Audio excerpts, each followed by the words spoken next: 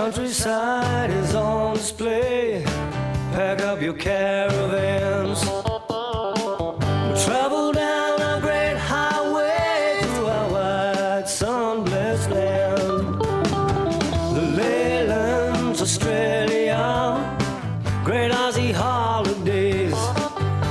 Australia, let the Leylands show you the way. The Leylands will show you Australia.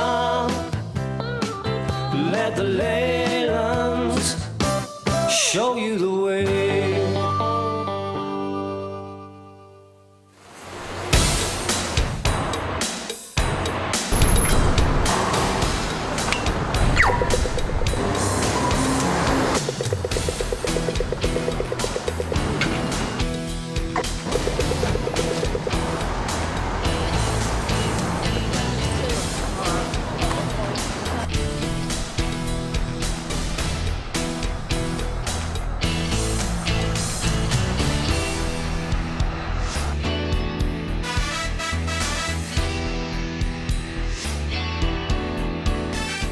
So far on our journey around Australia, we've clocked up over 50,000 kilometres and we've arrived at the river city of Perth, the capital of Western Australia. From here, on the next leg of our great caravanning odyssey, we'll travel to the southwest of this vast state. Along the way, we'll visit Rottnest Island and find out why it's so popular. Come face to face with some exotic animals. We'll visit the town of Harvey, where May Gibbs created Snuggle Pot and Cuddle Pie. See the Nilgi Caves at Yellingup. Walk beneath the biggest gum tree in the world. Meet a master craftsman who turns lumps of wood into works of art. And climb to the lofty peaks of the Stirling Ranges. Before we leave Perth, we'll investigate the city's highlights. Mel and I have decided on a self-guided tour.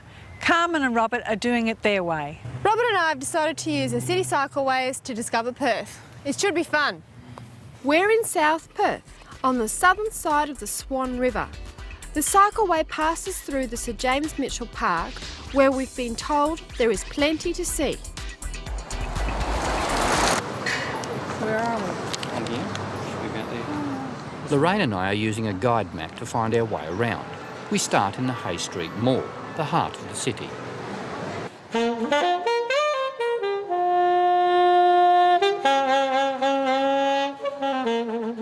Just off the mall is an arcade with a difference.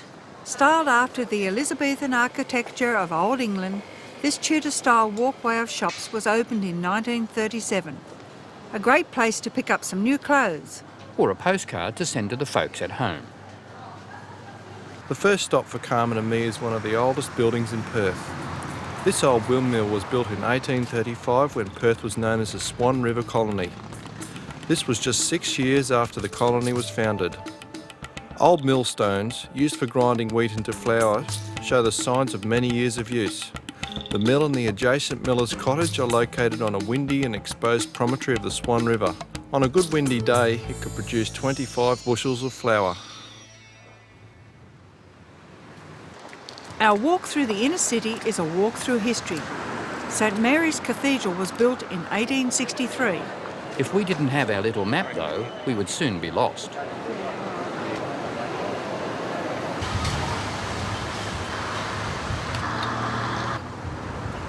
Robert and I decided to conclude our day cycling with a visit to the Perth Zoo. Set amongst lush gardens, walkways and picnic areas, the zoo is a relaxing way to spend an afternoon. Although we just love our native Australian fauna, it's great to come face to face with some of the exotic animals from Africa, starting with the king of beasts, the lions. Some of the lesser known cats from the wild, like the Serval, don't seem that far removed from domestic pets. I reckon it would be a different story if you tried to pet it though. On a per capita basis, more people visit Perth Zoo than any other zoo in Australia. It boasts one of Australia's best collection of exotic animals. The zoo also has some of the cutest creatures too, like the cotton-topped tamarin monkey. Or the not so cute but very tired baboons. These guys are performing today. On the other hand, the orangutans, with their almost human behaviour, provide us with practically endless fascination. Just who is doing the watching? The orangutans or the people? And a real live Syrian brown bear, even if he does weigh more than 500 kilograms, seems more appealing than even a teddy bear. There is no doubt that the underwater antics of the oriental small-clawed otter provides the most lively entertainment of all the exotic creatures.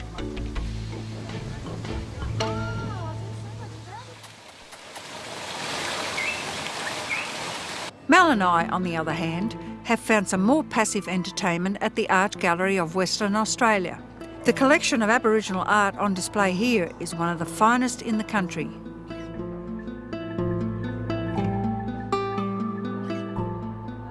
The collection of contemporary Australian and international paintings is also considered one of the best in the world. But then art is like beauty, it's all in the eye of the beholder. The zoo has a wonderful section known as the Australian Bushwalk. Here we come face to face with animals with which we are more familiar, and what could be more appropriate than a pair of black swans? It was the sighting of these graceful birds by early explorers which resulted in the name Swan River for Perth's waterway. Spoonbills filtering food from the water are also common. But the Spoonbill River just doesn't sound right, does it? We also have a chance to study the creatures which are not often seen, as they spend most of their life submerged beneath the surface of the waterways. Not all marine creatures are small and cute. Some are mean, ugly and dangerous. This is the estuarine crocodile, commonly known as the saltwater crocodile. It's extremely dangerous and rarely seen from this viewpoint. I'm glad he's behind the glass. I just hope it's thick. The small protruding eyes and nostrils above the surface give little indication of the huge bulk waiting to pounce upon the first hapless victims to come by. These efficient killing machines, changed little by evolution since the dinosaur era, will attack any animal on the water's edge, including humans. Mal has found what he hopes will be the ultimate destination, the Perth Mint. I told him that there's not likely to be any spare change lying around, but he's read the detail on the map and assures me that we will get our hands on some gold. Every day in the old melting house, a demonstration of pouring a gold bar is carried out to the delight of visitors from all over the world. This is the original melting house, established over 100 years ago as a branch of the Royal Mint in London to refine gold from Western Australia's goldfields and to strike gold sovereign coins. This mould will cast a 6 kilogram gold bar valued at roughly $100,000. Sorry, no touching.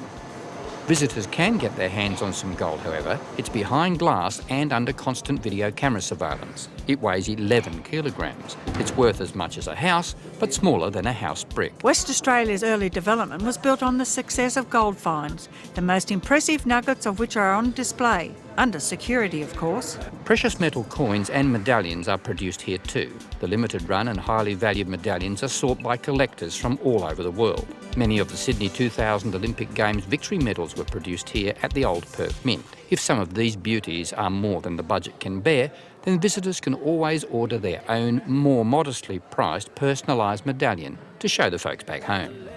Next, we go to sea. Show you the way. The Indian Ocean to the west of Perth provides city inhabitants with some of the best beaches and seaside marinas anywhere in Australia. Hillary's Boat Harbour is one of them. It's here, in one of the many gift shops on the marina, that Lorraine spots some beautifully artistic handcrafted glassware. The artisan responsible for this beautiful work is Lawrence Delamere. We catch up with him in his studio, which occupies about half of his workshop on a farm acreage just east of town. Lawrence is a freehand flame glass worker who first turned his talent to creating objects from glass 10 years ago. The glass that he works with is high-quality Pyrex glass, which must be heated to a temperature of 700 degrees Celsius when it becomes a liquid. Each object requires many hours of work and years of broken, misshapen, distorted and hopeless rejects to reach this level of expertise.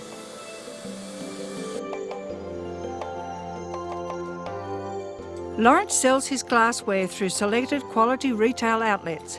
He once worked in a retail store where he demonstrated his skills with the glass, but found this restricted his creativity. He now likes to work at home at his own pace, which must be pretty hectic because during busy times he uses up to 7 bottles of gas in 10 days. The quality of his workmanship is very high. There is no doubt that he is a master craftsman and appears to have something to suit everyone's budget in his large range of items. Fremantle is the city port which serves the needs of Perth and most of the southwest of Western Australia. It has a mixture of colonial and modern architecture and is also situated on the mouth of the Swan River.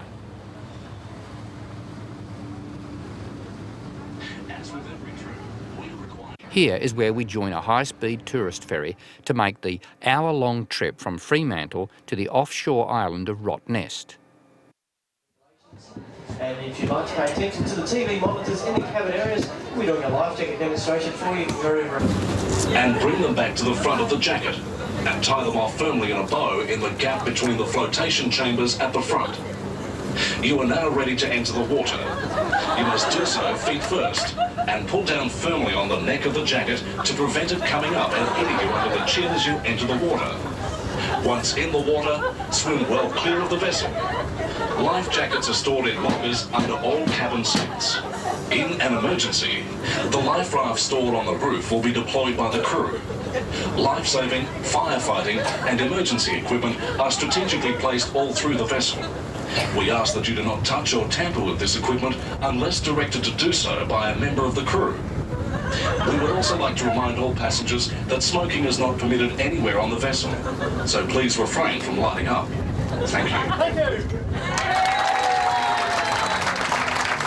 The safety demonstration entertainment from the crew is an unexpected bonus as the vessel makes short work of the 19-kilometre trip. The times are this afternoon, 2:15 and 3 o'clock. Yes, Lester, he just wants to tell you a little... Rottnest Island was once used as a prison for Aborigines from the mainland.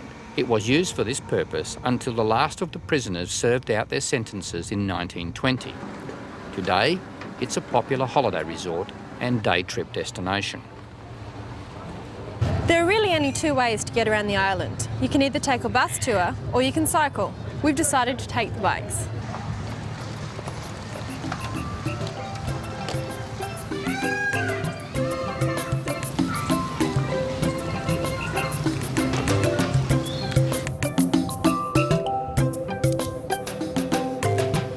The lack of motor vehicles on Rottnest Island is one of its appealing features.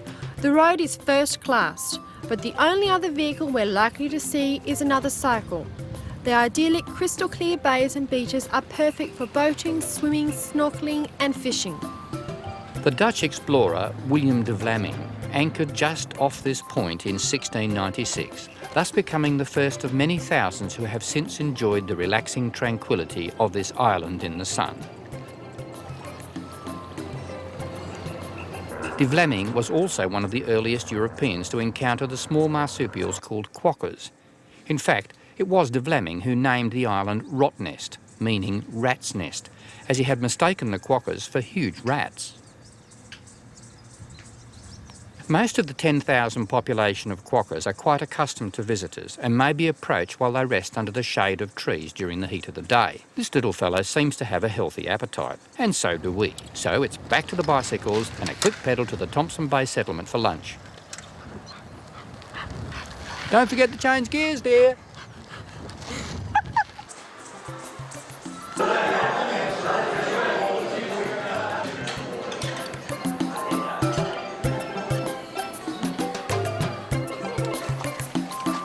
With our hunger satisfied, it's tempting to simply relax for the rest of the afternoon.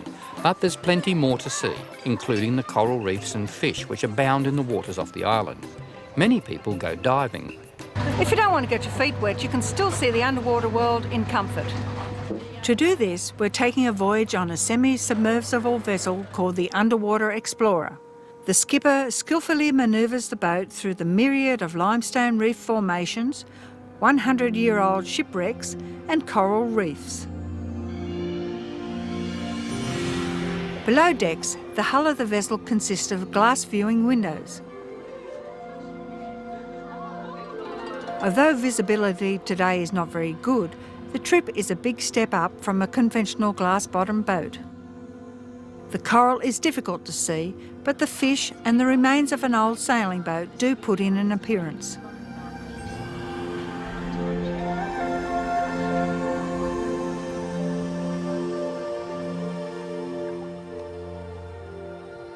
Time for us to say farewell to Rottnest Island.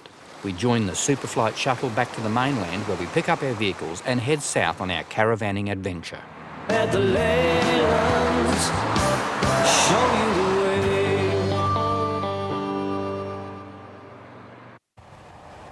We are now following the Southwestern Highway.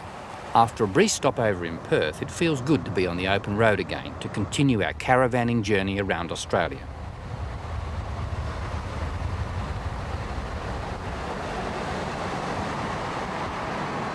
Our first stop is the town of Harvey. This is a replica of the house in which May Gibbs, the lady who created Australia's favourite bush characters, Snugglepot and Cuddlepie, spent part of her childhood in the 1880s. The original cottage, like this replica, was built on the banks of the Harvey River. The Gibbs family, having migrated from England, came here when May was 9 years old. She described her time here as the happiest years of her life. As there was no school in the area, she was given lessons by her mother and quickly displayed a talent for drawing.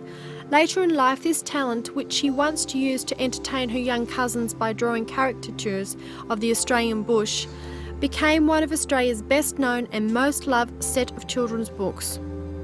The cute little characters of Snugglepot and Cuddlepie, with their gum nut hats, friendly bush helpers like Mr. Lizard, and the mean and nasty Banksia men, are part of Australian folklore. As a child, May Gibbs spent much of her time taking long walks through the bush, examining flowers, birds' nests, and the creatures she found around the river. Surrounded by such a peaceful part of the Australian bushland, it's easy to see how she drew upon these experiences to create the fantasy world which has enthralled so many children for generations. The river today is just as peaceful as it must have been when May Gibbs lived here. A truly inspirational spot for the creative mind. Like most Australian children, I grew up with Snugglepot and Cuddlepie, and it's great to be able to come and visit the place where it all began.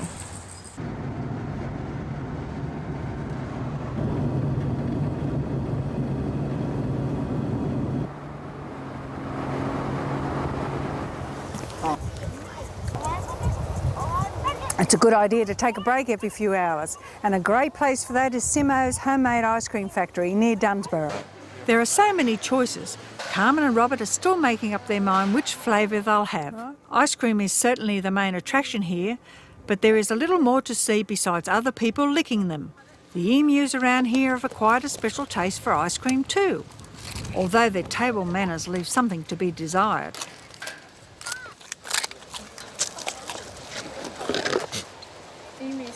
The fallow deer is much more gentle.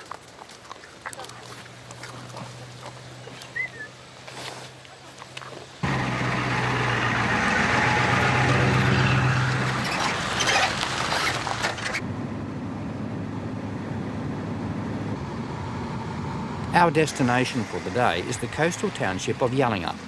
But just before we reach the town, we make a diversion to the Yallingup Caves.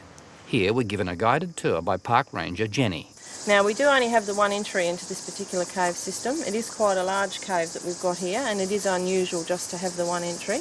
Now, the cave itself was discovered by accident as well by a man called Edward Dawson, who was actually leasing the coastal plain here to run cattle and horses. He came across the entrance into the cave, was brave enough to get lowered down on a rope and have a look around, and he actually opened the cave for its first public tour in December 1900. Inside conditions here are very different to most caves as well. It's about 17 to 18 degrees in the cave, which is nice and cool on a hot day, but the humidity level here does go between about 95 and 97%, and that's the main reason we let people wander through on their own, so they can take their own pace, stay as long as they like, and let themselves out at the end of the tour.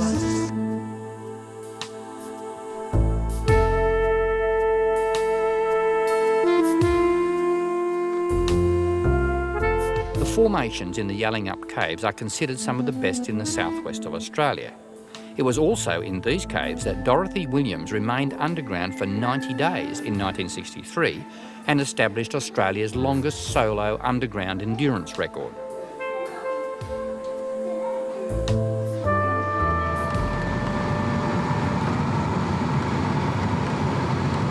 Yallingup on the coast overlooks the Indian Ocean and is famous for its fine surfing beaches.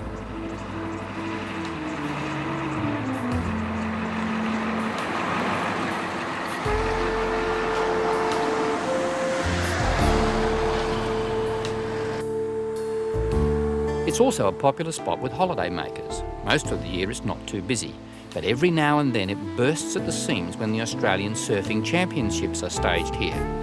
Today is not such a day. Or is it?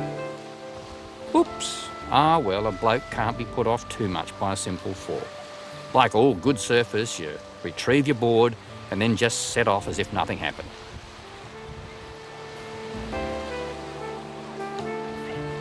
Now, which way's the surf? They sure breed these surfers tough, and they're getting younger every day. Next, we reach the Southern Ocean. At the Leylands, show you the way.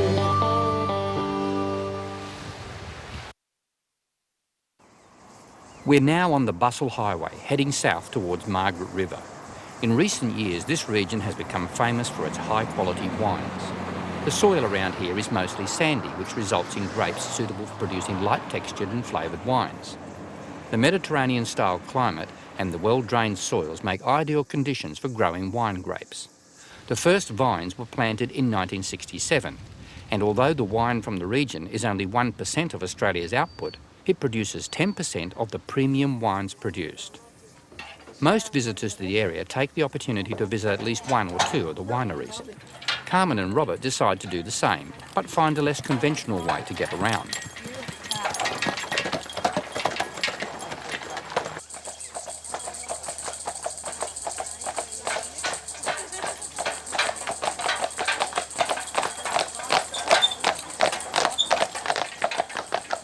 There would have been a time when Clydesdale-powered wagons were not unusual in this area, but that was a long time before bitumen roads or the wineries. We join a group on a full-day tour which travels at the pace of yesteryear and takes in several wineries, including one for lunch. It takes a little while to settle into the slower mode of travel, but we soon relax and find ourselves enjoying a new experience.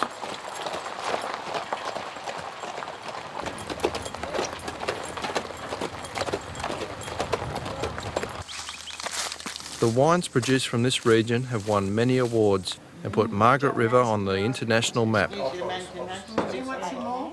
Although we're no experts, we have to agree, the wine is excellent. It could be some time before we come back, so we may as well make the most of the opportunity. And this is only the first of several cellars. We hope those horses are feeling fit. We move a little further south and stop over at Taunton Farm Caravan Park. The park is unusual in that it is part of a working farm. Caravanners love the casual atmosphere and especially the opportunity to exchange stories over an evening barbecue. Caravanners are a friendly lot, and it's often at situations like this that new acquaintances become new friends.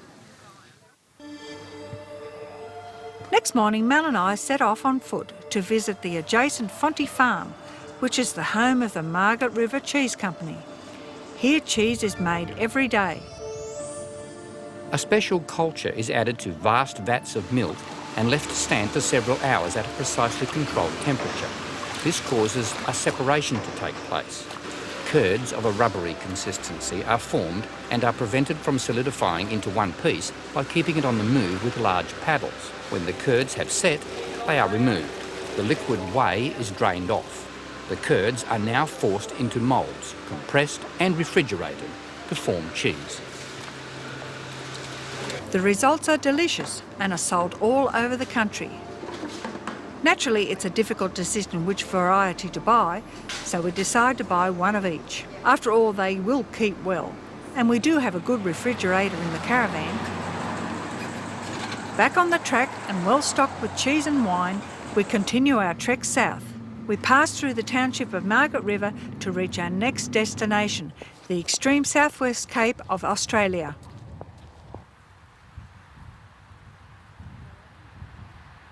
The ocean behind me is a bit rough for a swim, but if I was stupid enough to go for a swim, I could swim down there in the Indian Ocean and down here in the Southern Ocean. Because you see, this is the point where the two oceans meet, at least technically on a map. This is Cape Leeuwin, named after the Dutch ship, the Leeuwin, which was the first ship to come this way in 1622.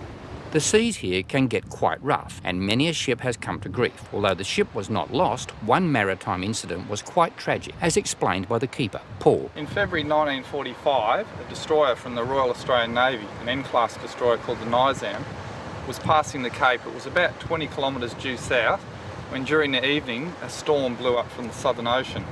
A couple of freak king waves hit the ship.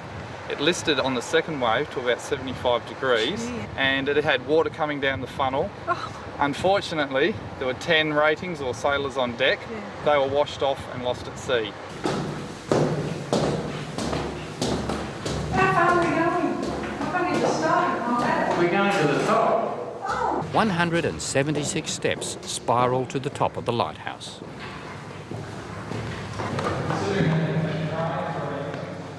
Before the lighthouse was constructed in 1896, this treacherous stretch of coast was guarded by lanterns swinging from posts on cliff tops.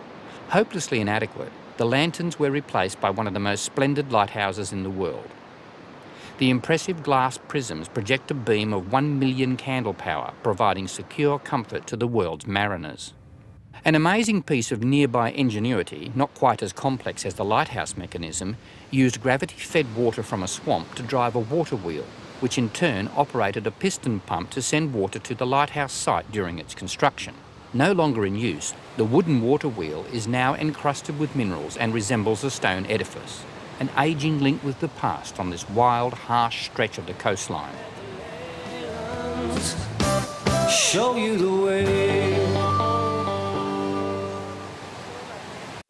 With Cape Leeuwin behind us, we head east, but not for long. Our first mechanical breakdown in 50,000 kilometres brings us to a sudden stop. Well, we sprung a leak inside the cabin. It's the radiator fluid coming out of something behind this firewall here. We're not sure what it is, but it's obviously a leak from the heater hoses. These heater hoses run into there and back again to heat the cabin up. Best thing for us to do at the moment is to disconnect the hoses, join them together in a loop so that the water goes around in the engine. That way we won't lose our water and won't cook the engine. The repair doesn't take long, and because the engine is still warm, Lorraine fills the radiator using hot water. Full yet? No, not quite. Not far. How much has it taken? About 3 kettles so far. It's not far from the top. We pull back onto the Brockman Highway and keep one eye on the temperature gauge just in case that temporary repair doesn't work. We no longer have a heater in the cabin, but that's hardly a concern since this is summer. The improvised repair will keep us going until we have an opportunity to get to a mechanic. Soon we enter the forests of giant trees for which the southwest of Western Australia is famous. Pemberton, in the heart of the tall timber country, is a successful logging town surrounded by some of the tallest hardwood trees in the world. Here, a replica of a 1907 tram takes a daily run on the Pemberton to Northcliffe tramway. This is a great introduction to the timber centre of the southwest.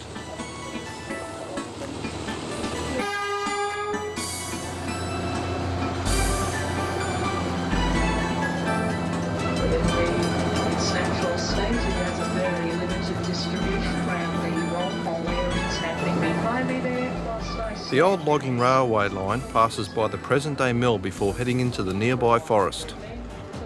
Built originally for hauling timber in from the bush, the tramway is a marvellous construction which includes several trestle bridges, road crossings, cuttings and old sidings.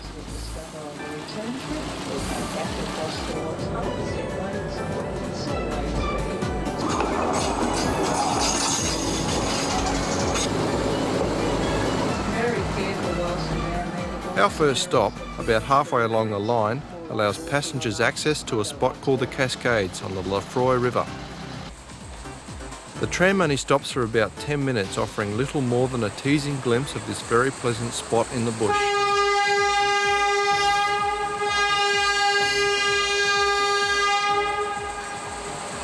Is everybody going?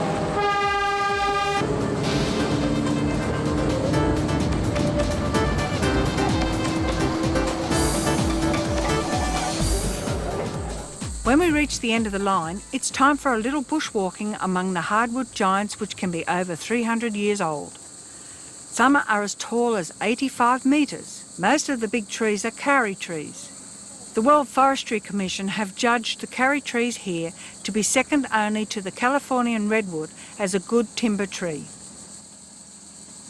Not all timber is destined for construction. On the fringes of Pemberton we find Peter Cavassi, a master craftsman who works with timbers from his beloved forests which surround him to create works of art, many of which fetch thousands of dollars in the great art houses of the world. Much of his work is sold in London, New York and Paris.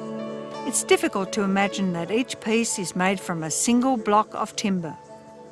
Peter personally greets all visitors and is happy to explain his very specialised art. Good afternoon, how are you both?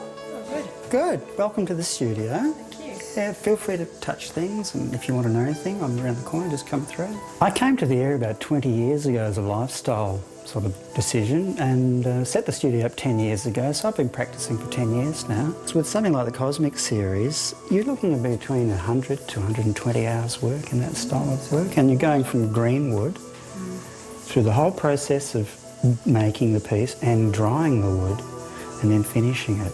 So it's quite an involved thing. But there's different styles of work in the studio. The Cosmic series is probably the more esoteric, contemporary, sort of decorative artwork. And there's other work which is more oriented towards furniture, sculpture, and those sorts of things. I've always had an interest in art and design. It goes back to when I was a young school lad. So what I'm doing now is really going back to where I should have been at about 15 or 16 in the manual arts facility and pursuing a creative outcome. I spent many years at the building trade, working, designing and building buildings, and then 12, 14 years ago I was travelling in New Zealand and I saw the wonderful connection between art and the tourist economy. So sitting on the plane on the way home I thought, wow, wouldn't I like to be doing something like that? So I used all those previous skills from building and designing to build the studio, the facility, and then I went and retrained myself by working with other master craftsmen and artists to develop my skills, and out of that the studio developed. So for the last 10 years I've been working in this area in the southwest with the studio, dealing directly with people who are travelling all over the world. I get to meet some lovely people. I first discovered the area as a youngster, helping my father on the weekends working. And I was always taken by the forests and things like that. When I decided to leave the city and get away and take control of my own life, I was drawn back to this region because of its natural environment and the forest. And it's always remained that way for me, that I've had this connection with the place. It's like you're meant to be here doing what you're doing.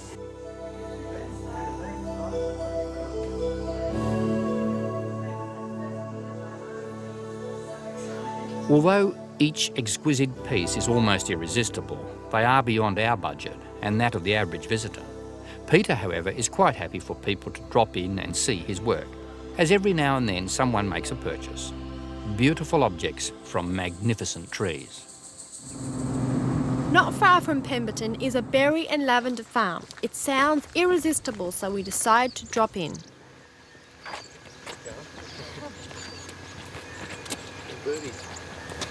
It smells beautiful. No, this is not the owner, although it does reflect his sense of humour. Mum and I find the gift shop at the entrance worth the detour alone and spend ages browsing among the many food items made with lavender or berries.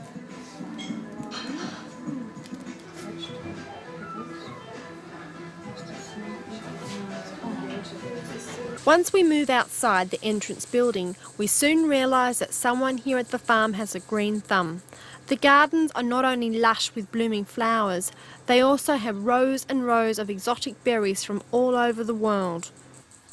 For a small fee, visitors can pick as many berries as they can fit into a small punnet.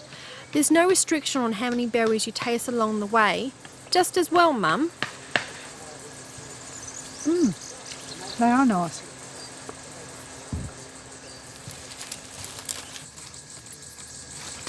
Plenty on them. Some of them are a little overripe. Most of them are pretty good. A worthwhile and tasty stopover on our way towards Walpole.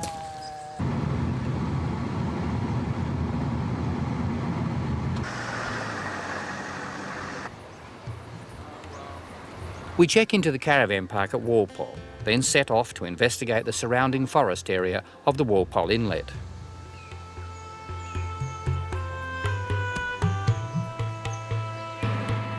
Here, the giant forest trees grow right down to the coastline where whaling boats once anchored.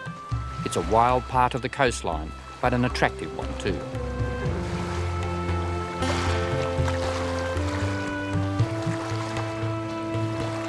Not far away, a walk through the forest of the hilltop behind the town takes us into a eucalypt grove of truly giant tingle hardwood trees.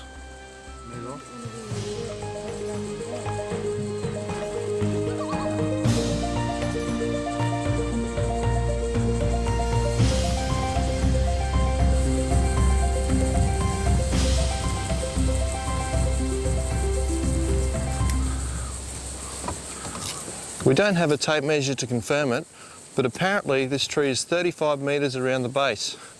It has the largest girth of any known eucalyptus tree in the world.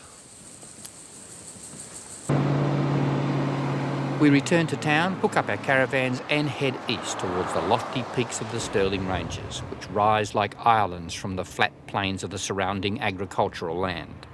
At the Leylands, show you the way. The Stirling Ranges are famous for great bushwalking, so by the time we settle into the caravan park, everyone is looking for a solid meal in anticipation of the next day.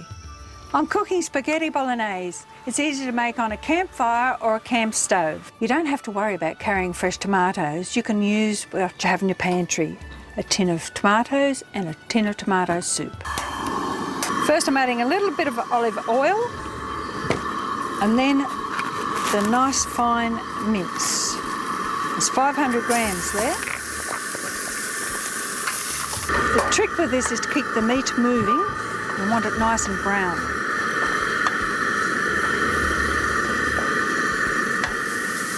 To the browning meat you add 2 chopped onions and half a red capsicum chopped. Stir that in and let them brown a little bit. Add some crushed garlic. You have to keep the mixture moving, otherwise it'll burn. Add the tin of tomatoes and just break them up while you're stirring them around. Stir it around till you get all those nice juicy bits off the bottom, those brown bits that's been sticking there from the meat. Simmer it for about 5 minutes, then add the tomato soup. I'll let that simmer now while I'm cooking the spaghetti. Ready yet? Be another 5 minutes. You can smell it from over in our van. Yes, well, you just have to wait. Oh. Let's have a little taste now. No, you won't. You'll wait. Easily serves 6. There we are. Oh, this is going to feel really good. I'll eat this one. I'm hungry. I've been hungry for the last 2 hours. Yep, the best bit of advice I can give anyone looking for a new mother-in-law is to get one that is a good cook. Thank you. Crawler. There we go. Now this really is yummy. I've been eating it for years. In the morning, revitalised after a good night's rest and a tummy full of spaghetti, we set off to investigate one of the Stirling Ranges' most interesting climbs. It's also one of the steepest. Bluff Knoll is the highest peak in the range, rising to 1,073 metres above sea level. The Stirlings are like isolated islands in an otherwise flat plain. Well, actually, it looks a fair way up there, but it's we're probably about halfway as far as height goes. From the ground? Yeah, but I think the hard parts are yet to come. Yeah. The weather here can change rapidly. Back there in the bushes. Oh, wow. Cold winds frequently whisk clouds over the peaks with a swiftness which often catches many walkers unprepared. The climb to the top and back again takes at least 6 hours, so it's advisable to carry clothing to suit all climates. There is no level ground, it's simply an uphill climb all the way. These ranges are home to more than 1,000 species of flowering plants. Some are always in bloom, but the best time to catch the abundance of colour is in spring. Ah, this is the waterfall, eh? Rest breaks are advisable, and there are a few obvious places to take them. Not a lot of water running through it. No, it's not. You got that cup there? Yep. Okay, thanks.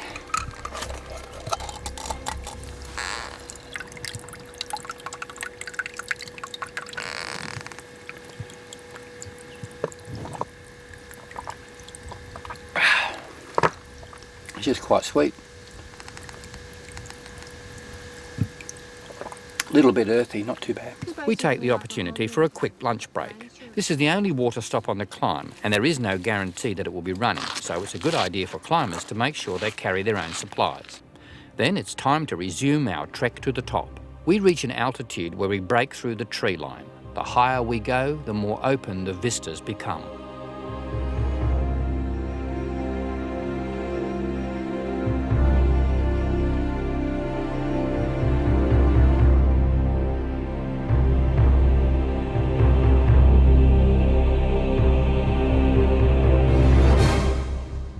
Finally, we reach the crest of a ridge, a windswept but chilly heathland, nature's flower garden in the clouds.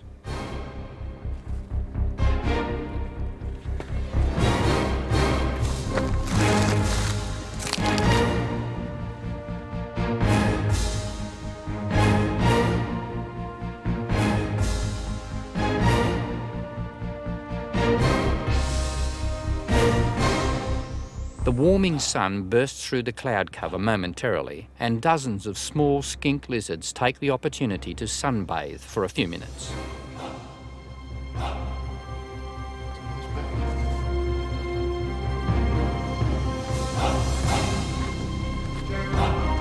Finally, triumphantly, we reach the summit. It's a long way from the car park and it's quite a walk, but it's worth it. The view is great. This is January and it's still fairly cold, so I don't think I'd like to be here in winter. The Stirling Ranges are a far cry from the arid plains of the Pilbara in the north or the rugged Kimberley Ranges, a striking example of the contrast to be found in this vast state of Western Australia. Next on Leyland's Australia, we continue our caravanning odyssey around the country by heading east across the vast Nullarbor Plains with its world-famous 100-metre cliffs. We'll travel through some glorious sunset country, see how creeping wind-driven sands consume all in their path. We'll meet an ex-surfer turned slump glass artist, go swimming with sea lions, an unforgettable experience, visit weird Inselberg formations, and lots more. Next on Leyland's Australia. Our countryside is on display. Pack up your cab. For great travel information, why not collect Leyland's Australia, the magazine? A new one will be in your newsagents every 3 months. If you like our TV shows, you'll love the magazine. Leyland's Australia, great Aussie holidays. Australia, let the Leylands show you the way.